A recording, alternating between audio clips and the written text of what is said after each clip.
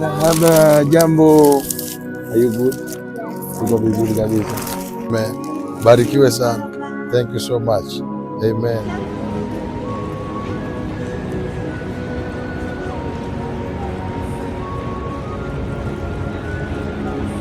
Barikiwe sana.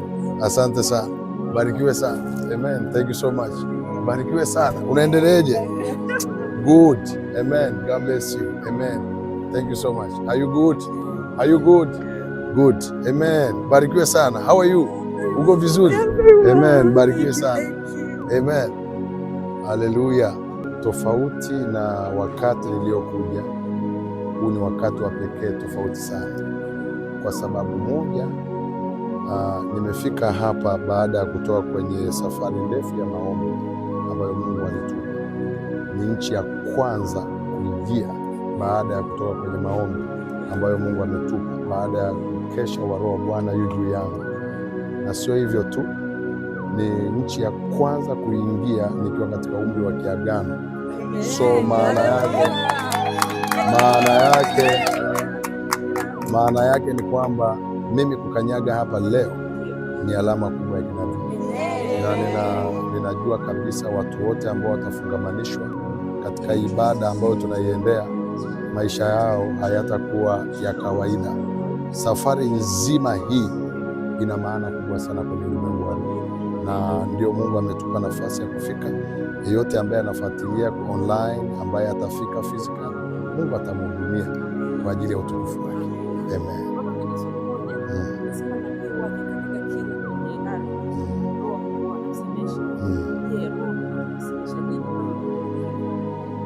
Anaweza akasema na akasema usiseme.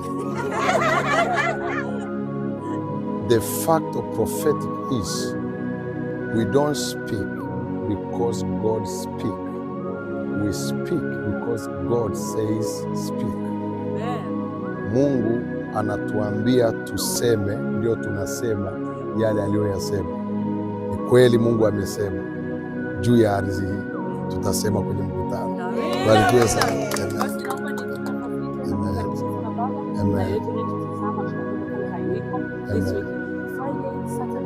Amen. Amen. Omba kazi fursa, kama ulivyosikia mtumishi amesema anakuja katika unabii na anakuja kama mzee.